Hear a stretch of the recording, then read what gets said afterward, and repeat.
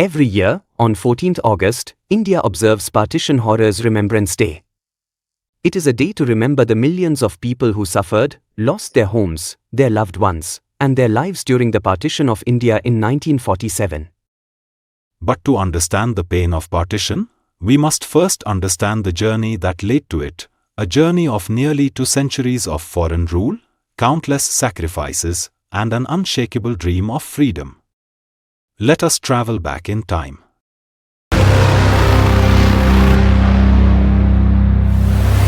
For nearly 200 years, India remained under British colonial rule. The wealth of the nation was exploited, heavy taxes burdened the people, and Indians had little say in governing their own country. Farmers struggled, traders suffered, and ordinary citizens longed for freedom.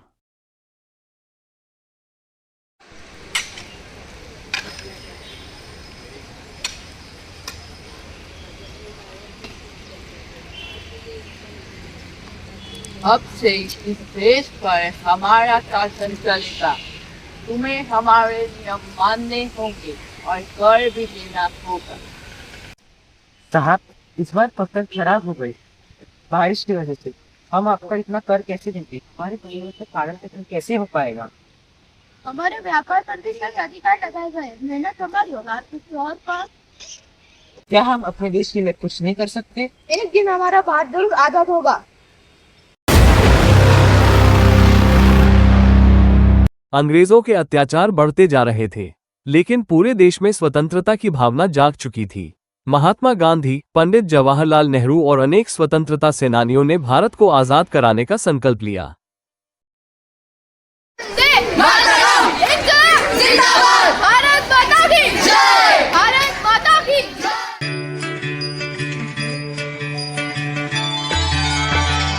वैष्णव जन तो तेने कहिए के पीर पराए जाने रे। वैष्णव जन तो तेने कहिए के पीर पराए जाने रे। हमें सत्य और अहिंसा के मार्ग पर चलकर अपने देश को आजाद कराना होगा। यह देश हमारा है, हमें एकजुट होकर स्वातंत्र का लड़ा देना होगा। बाबा, इस आंदोलन में हम आपके साथ हैं। देश की आजादी के लिए हम हर बलिदान के लिए तैयार हैं। ये आवाज दबा दी जाएगी। अंग्रेजी शासन को दबना होगा, क्योंकि सत्य की आवाज को दबाई नहीं जा सकती।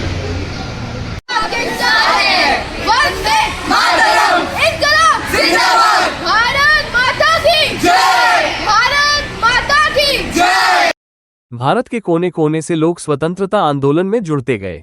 यही एकता और दृढ़ संकल्प अंततः भारत की स्वतंत्रता का आधार बना।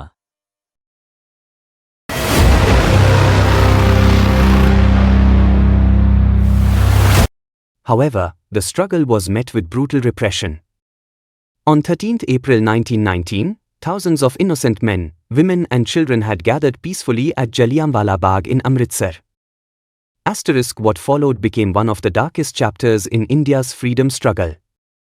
The tragedy shook the conscience of the nation and strengthened the resolve of millions to fight for independence.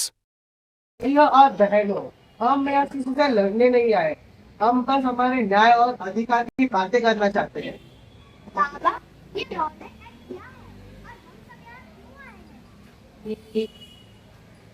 बेटा, इस कानून के अनुसार अंग्रेज किसी भी भारतीय को बिना मुकदमे में गिरफ्तार कर सकती है। ये तो अन्याय है। हमारे पास हथियार नहीं, केवल सत्य और साहस है।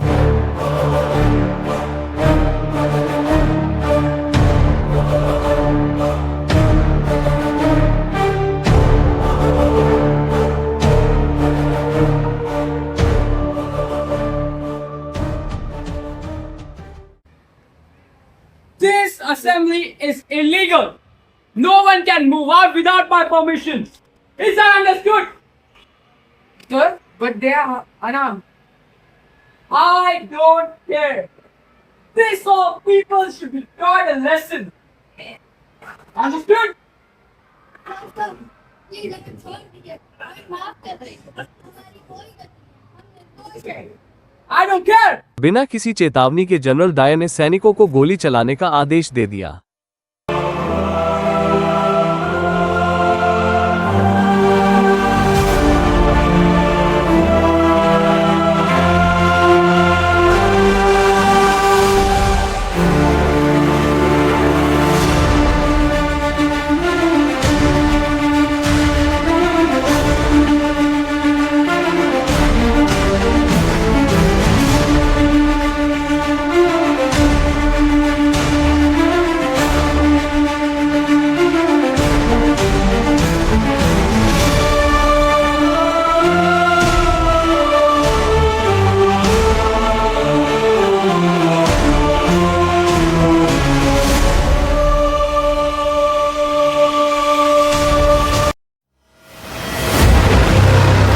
After Jallianwala Bagh, the spirit of resistance only grew stronger. अंग्रेज सरकार ने भारत में नमक पर कर लगा दिया था। भारतीय अपने ही देश में समुद्र से नमक नहीं बना सकते थे। ये कानून गरीब से गरीब व्यक्ति के लिए भी अन्यायपूर्ण था। हर घर की आवश्यकता है, फिर इस पर भी कर क्यों? हम मेहनत करते हैं, फिर भी हम अपने ही समुद्र का नमक नहीं बना सकते। हमें अन्यायपूर्ण कानून का शांतिपूर्ण विरोध करना होगा, परंतु हम सत्य और अहिंसा के मार्ग पर ही चलेंगे। 12 मार्च 1930 को महात्मा गांधी ने साबरमती आश्रम से दांडी तक लगभग 390 किलोमीटर की पदयात्रा प्रारंभ की। हजारों लोग उनके साथ जुड़ते गए। 6 अप्रैल 1930 को गांधी जी ने दांडी पहुंचकर नमक उठाया और नमक कानून तोड़ दिया। ये घटना सविनय अवज्ञा आंदोलन का प्रतीक बन गई और पूरे देश में स्वतंत्रता की नई लहर फैल गई।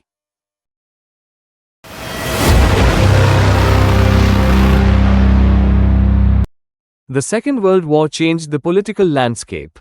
In 1942, Mahatma Gandhi gave the nation a powerful call, do or die.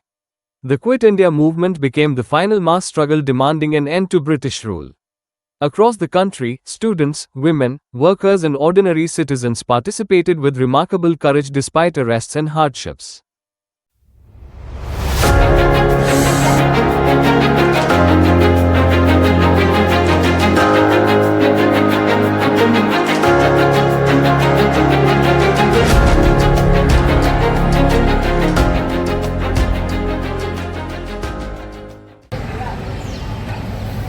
अब समय आ गया है कि अंग्रेज भारत छोड़ दे।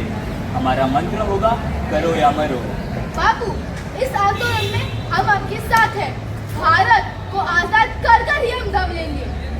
इस देश का हर बेटा और हर बेटी इस आंदोलन में भाग लेगा। इस आंदोलन को बंद करो, नहीं तो तुम्हें गिरफ्तार किया जाएगा। सत्य और अहिंसा की शक्ति को कोई कैद नहीं कर सकता। अंग्रेजों, भारत छोड़ो! वंदे मातरम! वंदे मातरम! भारत माता की जय!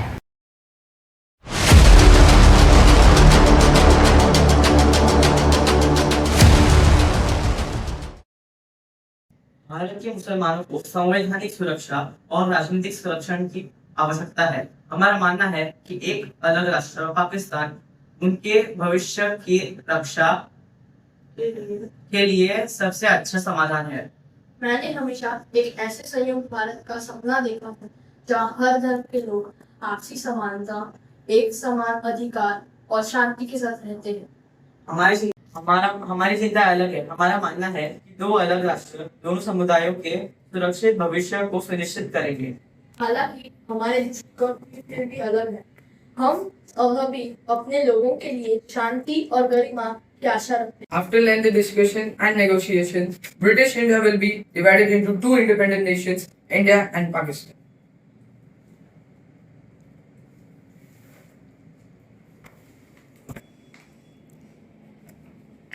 This decision ended British rule, but it also marked the beginning of one of the greatest human tragedies in history. Millions of people would soon leave their homes, carrying only memories, hope, and sorrow.